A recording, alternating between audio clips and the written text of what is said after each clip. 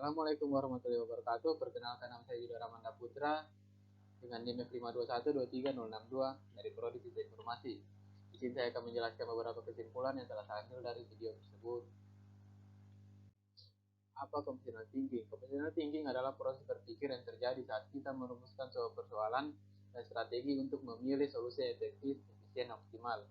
Ini melibatkan kemampuan untuk mengidentifikasi akar permasalahan, merumuskan solusi, dan merencanakan langkah-langkah untuk mencapai solusi tersebut. Dengan kata lain, computational thinking adalah cara berpikir yang menggunakan prinsip-prinsip komputasi dalam memecahkan masalah, baik itu melalui penggunaan algoritma, analisis data, atau penggunaan teknologi lainnya. Latar belakang computational thinking dilatar belakangi oleh SCORPISA. Program of International Student Assessment adalah studi yang diselenggarakan oleh Organization for Economic Cooperation and Development. SCORPISA menunjukkan bahwa kemampuan literasi dasar siswa Indonesia di bawah rata-rata ASEAN mempengaruhi keahlian dasar tenaga kerja. Riset UNESCO menegaskan bahwa skill dasar dimulai dari kemampuan berpikir yang berdampak pada kemampuan berpikir lebih tinggi. Era Industri 4.0 menuntut kehadiran kemampuan komputasi dengan penggunaan teknologi. Contoh penerapan computational thinking. Pertama, menentukan solusi optimal dalam situasi sehari-hari, seperti membuat sambal untuk acara keluarga atau memilih rute perjalanan dengan Google Maps. Penggunaan perangkat lunak seperti Excel atau programming untuk mengelola dan menganalisis data. Komponen dalam computational thinking ada 4. Yang pertama abstraksi, kedua algoritma, ketiga dekomposisi, keempat pengenalan data pola. Abstraksi. Dengan menggunakan abstraksi dalam computational thinking, kita dapat mengembangkan solusi yang lebih efisien dan dapat diterapkan pada berbagai konteks. Ini membantu dalam memecahkan masalah dengan cara yang sistematis. Algoritma adalah salah satu aspek kunci dari pemikiran komputasional yang membantu kita memahami cara komputer bekerja, memecahkan masalah secara sistematis, dan merancang solusi yang efisien dan kreatif. Dekomposisi. Dengan menggunakan dekomposisi, seseorang dapat memecahkan masalah kompleks menjadi tugas-tugas yang lebih kecil agar mudah dikelola dan lebih dapat dimengerti.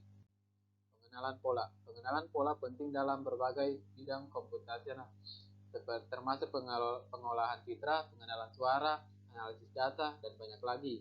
Ini membantu dalam membuat prediksi yang lebih baik, mempercepat proses pengambilan keputusan, dan meningkatkan efisiensi dalam pemecahan masalah komputasi. Pentingnya melatih computational thinking. Dilatih melalui latihan-latihan dengan soal-soal dan tantangan berbagai tingkat sulit. Konsep berpikir harus dipahami dan dilatih secara terus-menerus. Merupakan bagian dari literasi dasar yang meliputi membaca, menulis, berbicara, dan berhitung. Pentingnya latihan computational thinking seperti yang ditunjukkan dalam video mencakup beberapa aspek yang krusial untuk perkembangan kognitif dan pemecahan masalah. Pertama, latihan semacam Simon Says menyediakan fondasi bagi pengembangan kemampuan analisis dan logika. Melalui memahami dan merasakan pola-pola sederhana seperti perubahan warna berdasarkan klik tombol, pelajar belajar untuk mengidentifikasi pola-pola yang tersembunyi dalam masalah. Kedua, latihan semacam itu memberikan latihan praktis dalam pengenalan dan penerapan konsep-konsep dasar pemrograman dengan mempertimbangkan bagaimana mereka dapat mengubah latihan tersebut menjadi program sederhana dengan menggunakan HTML, C++, dan JavaScript. Dalam video ini, tepatnya pada video keempat, dalam video tersebut, konsep pola lingkaran dijelaskan secara mendalam sebagai bagian dari proses pembelajaran computational thinking. Pola-pola yang berbeda dimulai dari yang sederhana hingga yang lebih kompleks, ditampilkan untuk memberikan pemahaman yang komprehensif. Setiap pola memiliki struktur yang terdiri dari baris dan kolom, lingkaran dengan jumlah yang berbeda-beda. Pentingnya pola ini dipahami melalui penjelasan bahwa setiap baris memiliki satu lingkaran lebih banyak dari jumlah barisnya, sementara setiap baris memiliki dua lingkaran lebih banyak dari jumlah barisnya. Misalnya pada pola ke-10 dengan 11 baris, setiap baris akan memiliki 12 lingkaran. Proses pembuatan kode untuk merepresentasikan pola-pola ini menggunakan JavaScript di Visual Studio Code dijelaskan dengan detail, mulai dari pembuatan variabel untuk menyimpan hasil, penggunaan pengulangan untuk mencetak lingkaran sesuai pola, hingga pembungkusan kode dalam fungsi agar dapat digunakan kembali untuk pola-pola lain dengan mengubah parameter.